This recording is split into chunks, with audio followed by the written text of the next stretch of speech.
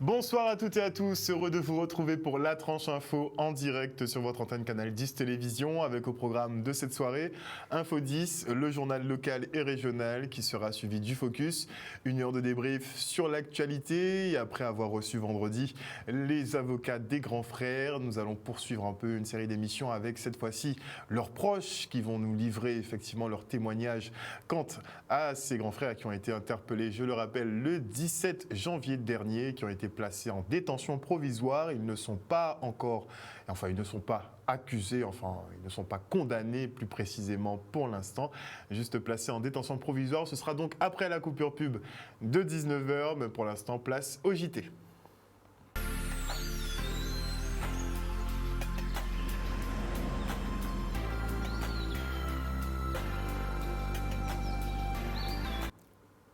Nous sommes le lundi 28 mars 2022 et dans quelques jours, nous aurons droit à la traditionnelle révision du prix des produits pétroliers ici en Guadeloupe. Vous savez bien que tous les mois, ça fluctue avec la préfecture qui fixe un peu les prix, n'est-ce pas? Et pour le mois d'avril, eh bien, sans aucune surprise, les prix vont exploser, n'est-il pas? Le gasoil prend 29 centimes. Il passe donc techniquement de 1,68 € à 1,97 €. Ça, c'est pour l'augmentation brute. Le samplon, lui, prend 11 centimes et passe donc de 1,89 € à 1,97 €. Donc, en fait, ce que les autorités ont fait, c'est qu'ils ont augmenté les prix de façon à ce que le samplon et le gasoil atteignent le même niveau, soit 1,97 €. Et comme vous l'avez entendu précédemment, effectivement, ils avaient annoncé donc cette baisse, cette réduction de 15 centimes qui vous serait accordée à la pompe, ce qui ramène donc le samplon à 1,82 € pour le samplon et le gasoil, lui, effectivement, il reste quand même assez élevé à 1,89 € dans tous les cas. On ne va pas être très gagnant ce mois-ci. On parle élection maintenant avec Louis Mussington, qui est le grand vainqueur de l'élection territoriale de Saint-Martin. Il l'avait dit, il l'a fait, le reportage. Un homme heureux, un homme comblé. Et je profite de cette occasion pour remercier Saint-Martin. Parce que c'est Saint-Martin qui m'a donné cette victoire ce soir. Il y a beaucoup d'énergie, beaucoup d'efforts ont été conjugués pour arriver à ce moment formidable ce soir. Donc, je tiens à féliciter tous les électeurs, toutes les électrices qui se sont mobilisés pour dire l'heure du changement a sonné. Donc, demain naîtra un nouveau jour pour Saint-Martin. L'heure est au rassemblement. C'est fini maintenant la politique, c'est derrière nous. Il faut quand même maintenant que nous nous réunissions tous pour travailler dans l'intérêt général du pays. Saint-Martin a besoin d'une équipe nouvelle, dynamique, qui est prête à se mettre au travail. Il y a des choses à faire à tous les niveaux pour rassurer cette jeunesse qui doute, pour rassurer le monde économique, le BTP, aussi tout ça. Donc il y a du travail, donc je suis prêt et je sais que l'ensemble de l'équipe est prête à se mettre au travail parce que les attentes sont importantes et nous devons apporter les réponses dans l'immédiat. Donc nous sommes prêts à nous mettre tous au travail pour faire gagner Saint-Martin. Et on part pour la deuxième cérémonie d'investiture de Jocelyn Sapoti à la tête de la mairie de Lamentin. Vous êtes censé proclamer Jocelyn Sapoti, maire de la ville de Lamentin. C'est irrespectueux auprès de la population. C'est irrespectueux de votre part. Vous n'allez pas jusqu'au bout de votre mission. Au nom de la majorité municipale, je me permets, et au nom de la population, je déclare Jocelyn Sapoti, maire de la ville de Lamentin. Une investiture particulière. Une investiture qui a le goût de la victoire retrouvée pour le peuple, qui a un goût de justice et de rétablissement de la justice, puisqu'on a essayé de voler à la population lamentinoise son choix, sa décision de 2020. Une investiture qui nous permet bien sûr, grâce à cette difficulté, de repartir certainement avec un retard sur quelques dossiers, mais que nous allons rattraper très rapidement parce que ça nous a permis, dans la difficulté, d'avoir l'opportunité de discuter avec la population, et de reconsidérer certaines choses, notamment quelque chose qui n'est pas prévu par la loi, mais que j'ai décidé de mettre en place pour mieux gérer la commune. La loi prévoit que c'est le maire, le seul exécutif de la commune, mais j'ai décidé de mettre un conseil exécutif en place qui, lui, sera au travail chaque semaine sur les grands dossiers. Ça nous permettra d'aller plus vite.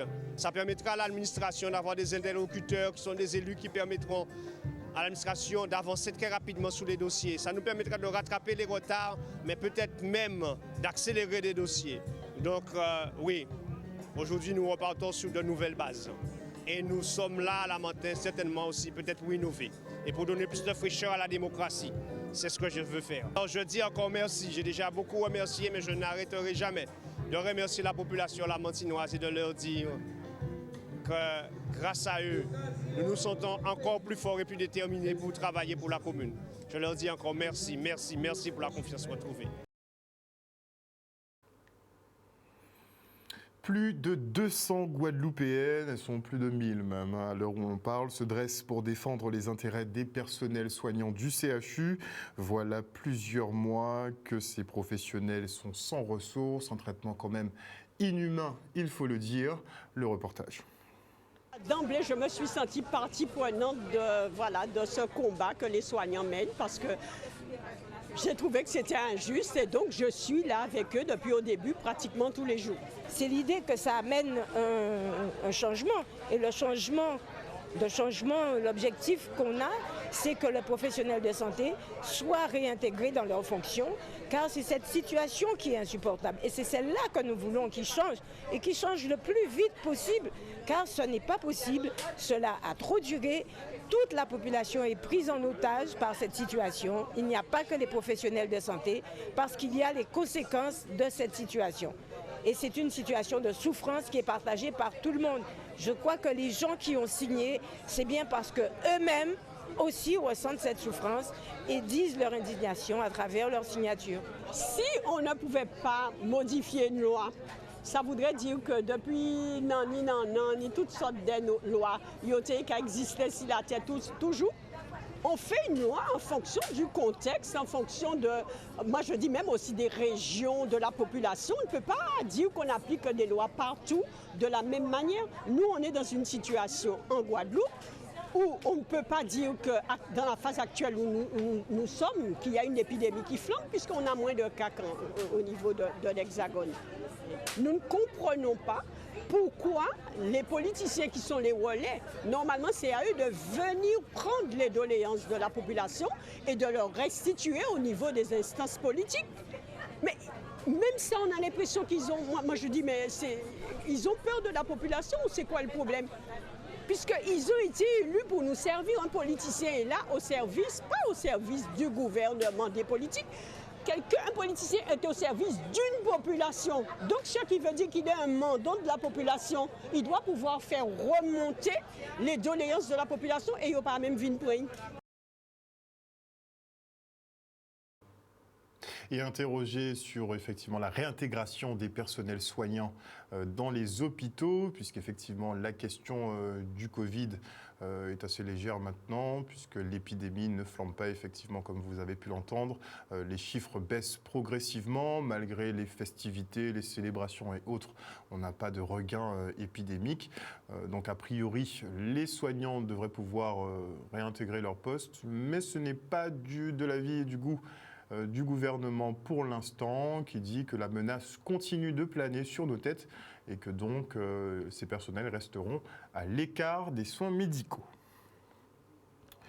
Et on part maintenant à la rencontre de Michel Pioche, un ingénieur spécialisé dans les énergies qui a mis au point un four solaire, 2000 watts de puissance, très pratique pour des cuissons vapeur, un équipement idéal en tout cas pour les zones à fort ensoleillement, comme chez nous. Le reportage de Nicolas Hachi. Aujourd'hui, je voudrais vous parler d'une méthode pour faire à manger à partir du soleil, à l'aide d'un miroir parabolique, en utilisant le soleil direct. Et la cuisson dont je vais vous parler aujourd'hui, c'est la cuisson à partir de vapeur, la cuisson vapeur. Alors voilà comment ça se présente. Nous avons un miroir parabolique qui concentre tous ces rayons en dessous de là. Là-dedans, nous avons de l'eau. Au fond, il y a de l'eau et 3 niveaux de nourriture. Il y a du poisson, des légumes et des légumes. Et j'ai commencé là à 10h. Il est 11h moins le quart, tout est cuit. Alors c'est ça, il faut que j'aimerais que les gens ils soient conscients de ça. On peut faire à manger tout à fait gratuitement à partir du soleil qui est sur nos têtes. Alors maintenant, on va voir ce qu'il y a dedans. Maintenant que c'est cuit, je pars avec et on va manger. 30 minutes après, nous obtenons 2 plats pour 2 adultes. Une cuisson, nous avons du poisson, du marlin, nous avons des légumes, des patates, des ignames, des bananes.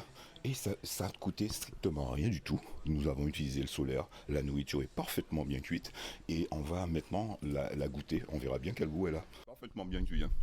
Le poisson est bien cuit, les légumes impeccables en 30 minutes de vapeur. La cuisson vapeur, c'est une des meilleures cuissons qui existent. Alors pourquoi s'en priver? C'est la bonne question. Ici, on ne peut pas se passer de ça. Cette énergie est trop importante. Il y a 2000 watts là. 2000 watts, ça fait 20 ampoules de 50 watts. Vous voyez, c'est énorme ça. S'il fallait faire la même chose, c'est-à-dire alimenter une plaque chauffante pour obtenir 2000 watts à partir de cellules photovoltaïques, ça ferait plein de cellules photovoltaïques. Ça coûterait au moins 5000 € pour faire un peu la même chose que je fais là, pour 500 € ici, 400 €, 500 €. Et beaucoup de travail pour les Guadeloupéens, c'est-à-dire c'est une technologie qu'on peut développer ici, il n'y a rien d'extraordinaire ici, même si c'est bien fait. Il faut avoir de bonnes connaissances en mathématiques pour faire ça, mais c'est à la portée de plein de gens d'ici. Les élèves de terminale en scientifique, j'ai déjà exposé tous ces calculs. Pour des élèves qui comprennent parfaitement. Les jeunes peuvent trouver énormément de boulot avec ça. On peut manger matin, midi et soir avec ça. On ne peut pas ignorer une telle puissance. C'est impossible. Ok? C'est le message d'aujourd'hui. Tu as vu ça? Tu as vu comme ça s'est enflammé?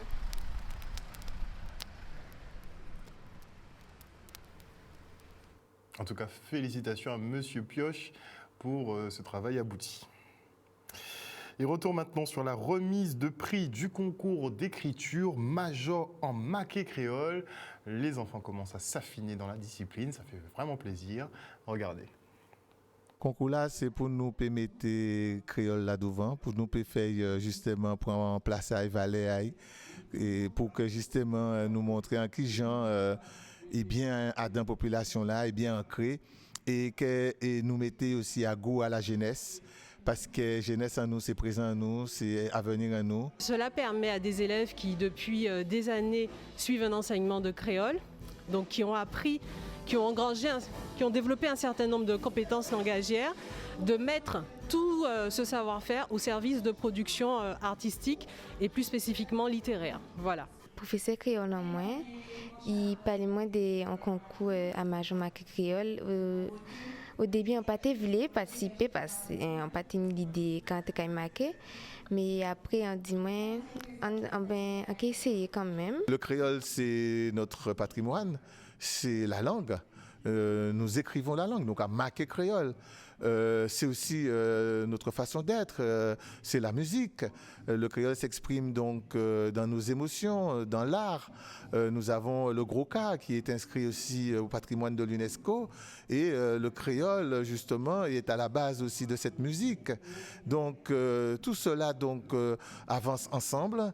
Tout cela constitue donc notre patrimoine, doit évoluer également et bien sûr nous avons la recherche sur le domaine du créole qui va nous permettre de bien stabiliser la langue et de la faire donc de la rendre académique. Un reportage signé Alexandre Dover. Et on part maintenant pour la 3e édition du Handigraphe qui s'est tenue à Pointe-Noire. L'idée étant d'excentrer les manifestations au-delà de l'agglomération pointoise parce que le handicap est partout.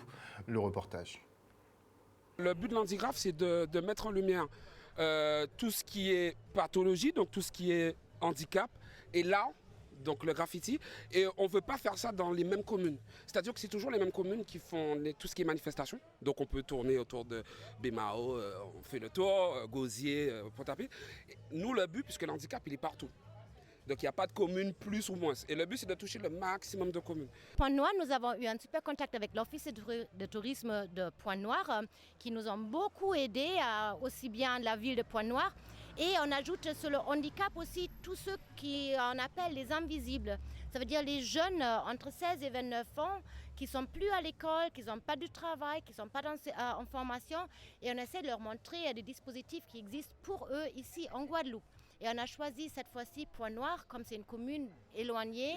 Et il y a pas mal de jeunes qui ont besoin d'un petit soutien. Ça représente quelque chose de formidable pour les personnes porteuses de handicap, puisque souvent, pendant très longtemps, on les a considérés comme des gens un peu à part. Aujourd'hui, on voit bien quelle production qu'elles peuvent nous donner, nous offrir. Et avec ce qu'ils ont réalisé au mois de janvier, eh bien, je dis que c'est vraiment quelque chose d'extraordinaire. Ça permettra aux jeunes de Pointe-Noire, ça permettra à la population de comprendre que lorsqu'on a un enfant ou une personne handicapée chez elle, eh bien, on n'a pas à cacher cette personne-là. On a bien au contraire à la mettre en valeur, à lui permettre de s'exprimer comme tout chacun. C'est un individu complètement comme tout chacun. Alors Jana est une jeune artiste de 12 ans, autiste, et elle a participé au festival Handigraph. Elle a obtenu le 2e prix avec son binôme B-Bird. Et par la suite, il y a eu le prix coup de cœur, qui est le prix du public en fait. Le public a décidé sur Instagram quelle était l'œuvre qui était la plus, pour eux, qui représentait l'Handigraph. Elle a gagné avec son binôme B-Bird. Et on souhaite maintenant un très joyeux anniversaire à Oculi Firmin qui intègre le club des centenaires mouliens. Il est le 17e de la ville. Regardez. Vous étiez un homme brillant et dur et solide et qui ne jouait pas avec les élèves. Jusqu'à maintenant. C'est bien. Ça me fait un grand plaisir d'être avec M. Firmin qui est aujourd'hui. D'autant plus que c'est un homme qui a une longue histoire. Et on peut dire que c'est une mémoire vivante dans la ville du Môle. Et elle fait partie du 17e centenaire que nous honorons à la ville du Môle. Je suis content qu'en fait c'est son temps avec toute la famille. Et puis voilà quoi, j'espère pour lui encore longue vie quoi. Je peux vous dire que surtout pour vous les jeunes, il ne faut pas boire de l'alcool, il ne faut pas abuser de votre jeunesse, il faut prendre soin de votre corps. Tu comprends? Bon, alors c'est ce que je vous souhaite pour pouvoir y arriver à 100 ans. Et on enchaîne avec ce joyeux anniversaire, cette fois-ci à Louisette Gérillon, qui est très heureuse d'avoir retrouvé les gens qu'elle aime pour son 102e anniversaire. Regardez. Alors, je vous dis bonjour à tous qui sont venus aujourd'hui me voir et me souhaiter joyeux anniversaire. Ça m'a beaucoup plu. Je remercie Dieu de m'avoir accordé ce temps et pour avoir cet âge et pour me permettre de faire encore ce que les mêmes me permettent. Et c'est la doyenne de notre quartier. Et ensemble, à son exemple, je l'ai connue depuis toute petite, toute jeune. Et je suis étonnée cet après-midi de la voir si bien coiffée et avec ce visage qui rayonne et qui reflète tout l'amour qu'elle a donné dans sa vie. Alors c'est une dame très dynamique et très alerte, une dame qui est la mémoire du quartier. Puisqu'avec elle, nous avons appris beaucoup de choses de notre enfance et nous passions beaucoup de temps avec elle ici. C'était un plaisir pour nous, étant jeunes, de venir ici nous former, puisqu'elle nous a formés dans pas mal de domaines. Pour ça, c'est vraiment avec plaisir que vraiment nous avons eu cette initiative d'organiser ce petit reportage autour d'elle, pour que non seulement les gens du Lamentin sachent, mais aussi la Guadeloupe sache que nous avons des centenaires, mais au-delà, 102 ans, qui sait encore faire tant de choses et tant de belles choses. Nous lui souhaitons longue vie, beaucoup de santé et nous attendons vivement l'année prochaine pour lui fêter encore un anniversaire pour ses 102 ans. Pas de petits mots, gros mots, merci. Et alors, à Monsieur le maire et à tous ses conseillers, c'est ceux qui l'aident à mener à bien notre petite commune.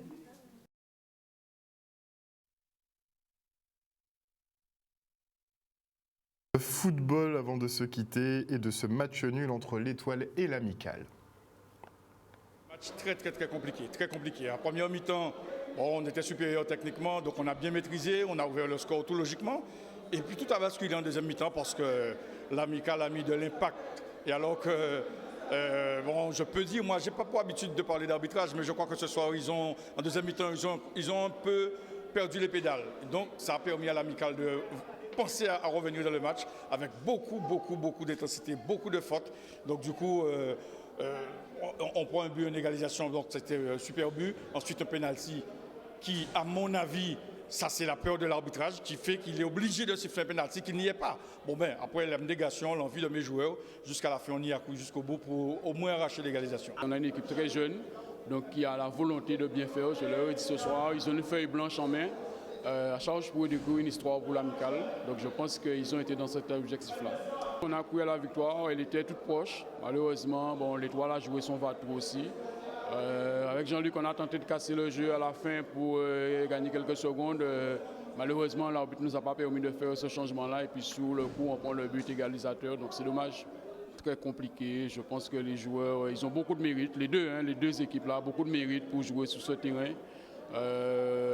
Malheureusement, c'est notre quotidien. On est obligé de faire avec, mais je pense vraiment qu'il y a des efforts à faire à ce niveau-là. Que la municipalité fait le job, il faut que les terrains soient plus entretenus, quoi. Enfin, la première mi-temps, je suis satisfait de la première mi-temps parce qu'on a beaucoup joué. Techniquement, on était supérieur. Mais en deuxième mi-temps, on ne pouvait pas jouer.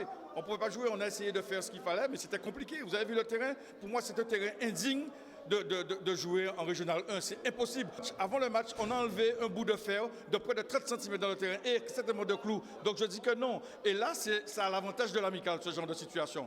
Nous, on travaille tous les jours pour essayer de produire, pour essayer de mettre en place certaines choses. Eh bien, quand c'est compliqué comme ça, on est obligé de s'adapter. Et ce soir, on s'est adapté. On a trouvé l'égalisation, tant mieux pour nous. Voilà. Et c'est la fin de cette rencontre qui renvoie les deux formations au vestiaire avec ce score de parité de 2 buts partout. Mais on a assisté quand même à une rencontre exceptionnelle. Oui, il faut penser effectivement à bien équiper les terrains guadeloupéens.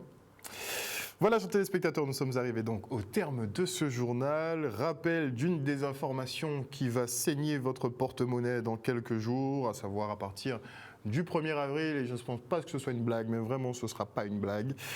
Savoir qu'effectivement, le prix des carburants augmente, vous le savez, nous sommes à demi ou un quart en guerre, donc ça a des conséquences, comme effectivement cette envolée des prix du carburant. Bon, il y a aussi l'État qui prend pas mal de taxes dessus, mais bon, ça c'est une autre question. En tout cas, pour ce mois-ci, donc, le sans-plomb passe donc de 1,89 € à 1,97 €. Le gasoil, lui, passe de 1,68 € à 1,97 €. Comme je vous disais en début d'édition, en fait, ils ont fait des augmentations de façon à ce que l'essence sans-plomb et gasoil atteignent le même niveau, c'est-à-dire 1,97 €. Et dessus, ils vous enlèvent effectivement les 15 centimes de réduction accordée par le gouvernement. Donc vous aurez un litre d'essence ou de sans-plomb à 1,82 € pour ce mois d'avril, en attendant la prochaine augmentation. Passez une excellente soirée à l'écoute de nos programmes. N'oubliez pas que chez nous, vous faites l'information que nous diffusons. Le journal local revient demain à 18h30. Passez une excellente soirée et n'hésitez pas aussi à passer au niveau du CHU si vous voulez plus d'informations sur ce mouvement de femmes quand même qui se dresse contre les suspensions limites arbitraires qui ont été imposées ces derniers mois. Bisous, bisous.